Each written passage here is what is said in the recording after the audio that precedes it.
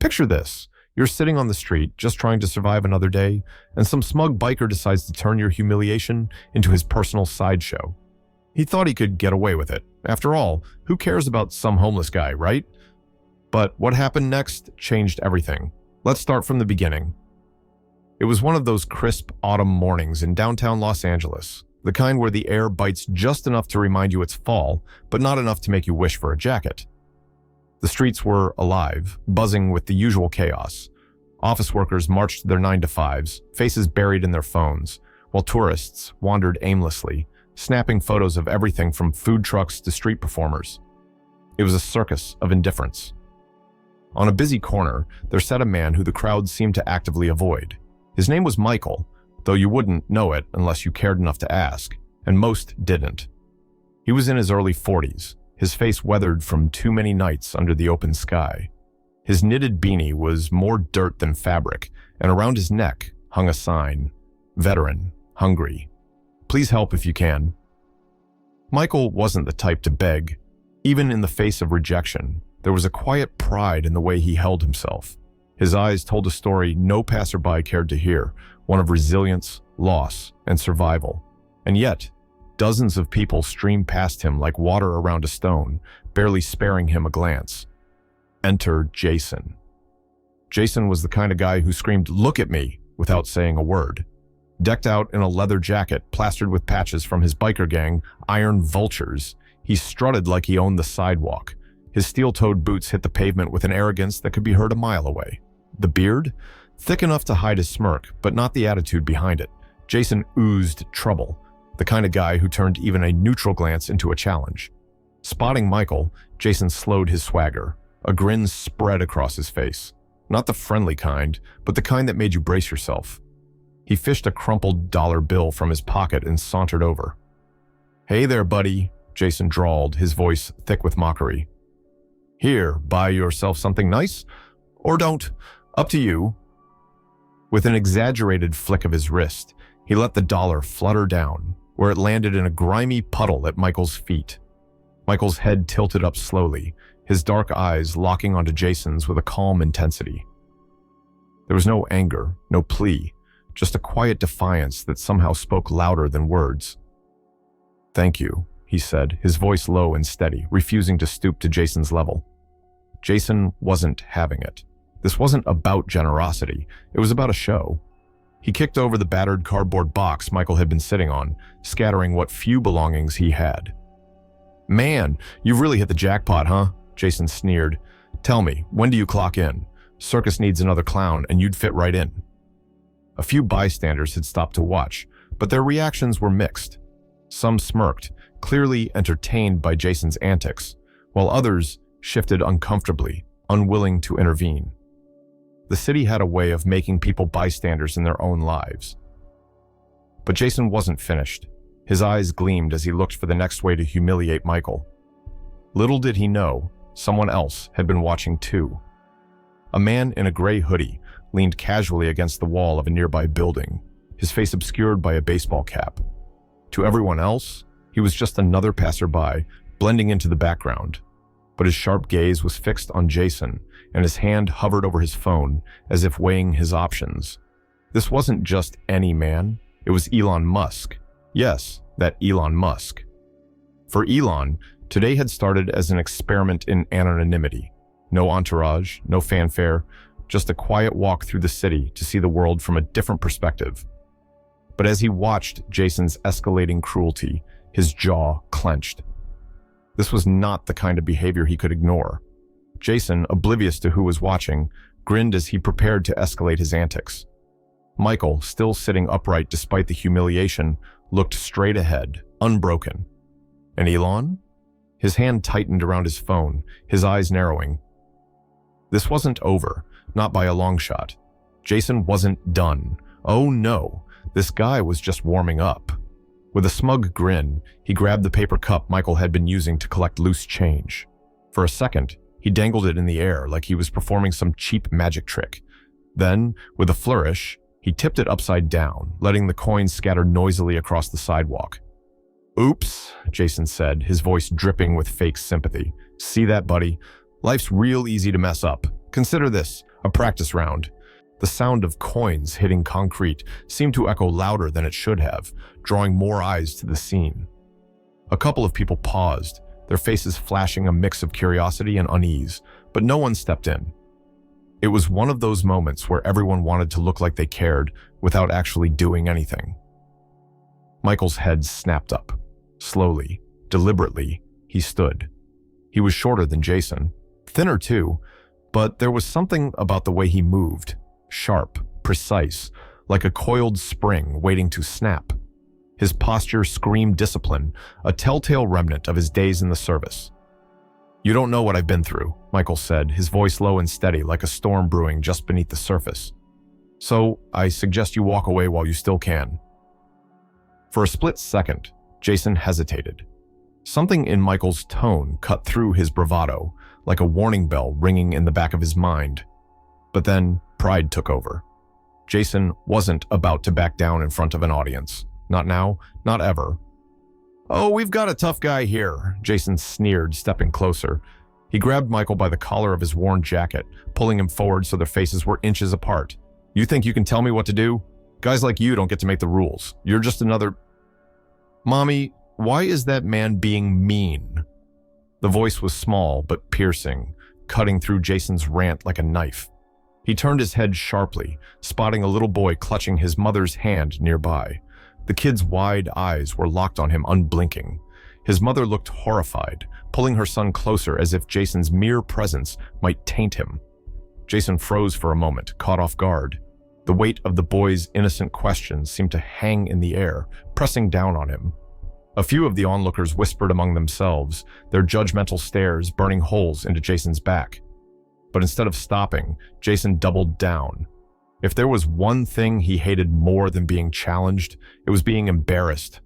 He let go of Michael's collar, turning his attention to a nearby trash can. Without a second thought, he grabbed it and upended it next to Michael, letting the garbage spill out onto the ground in a disgusting heap. "There you go," Jason said with a laugh, his voice echoing down the street. "Now you've got a new home. Welcome to the high life." Michael didn't flinch. He didn't step back or move to defend himself. He stood rooted to the spot, his eyes locked on Jason with a fiery intensity that made the air between them feel electric. His silence was louder than any words he could have said, and for a moment, it looked like Jason might finally feel the weight of what he had done. But then, from the edge of the crowd, a new voice broke the tension, calm, measured, and cutting through the chaos like a knife.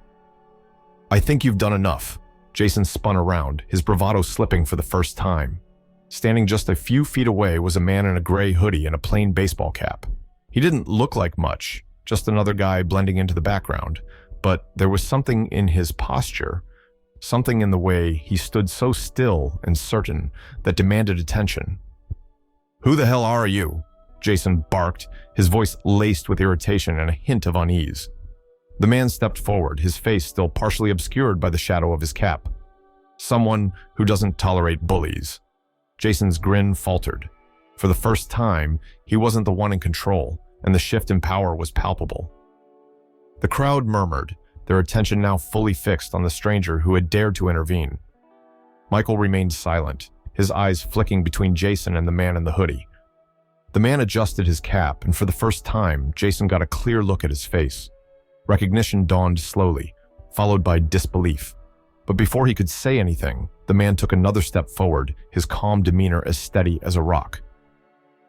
"Walk away," the man said, his voice low but firm. "Now."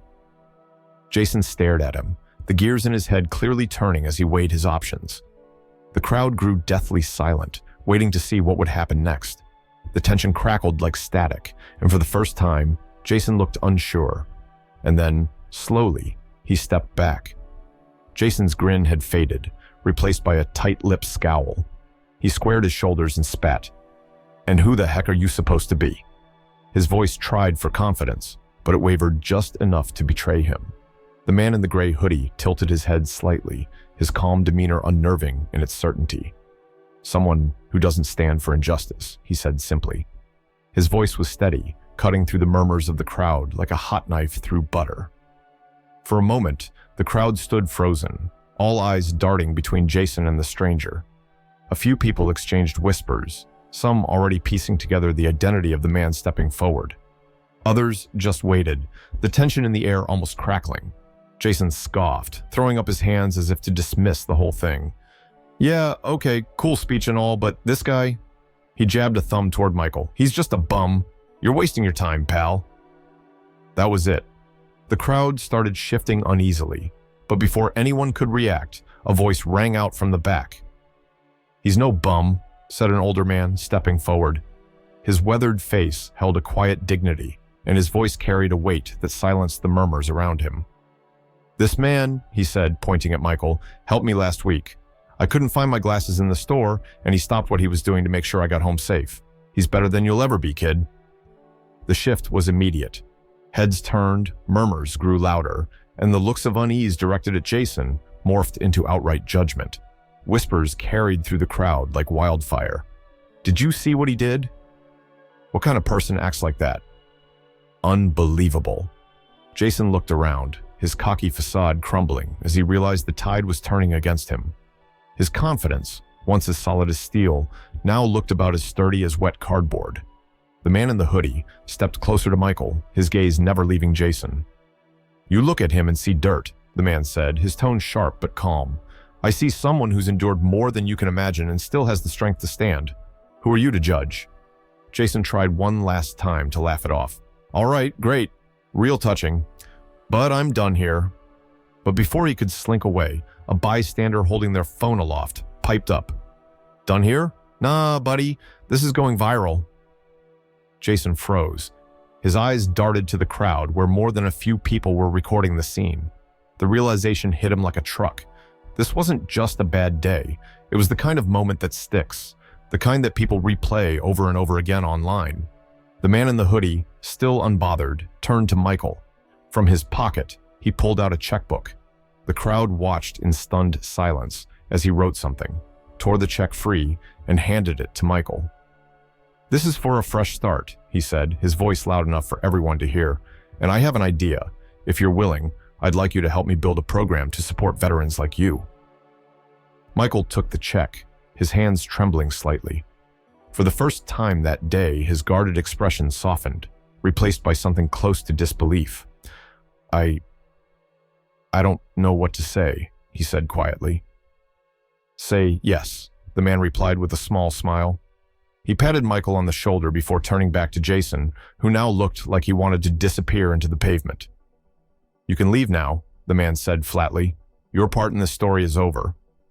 Jason didn't need to be told twice. He turned on his heel, trying to retreat with whatever shred of dignity he had left, but the cameras followed him, capturing every step of his walk of shame.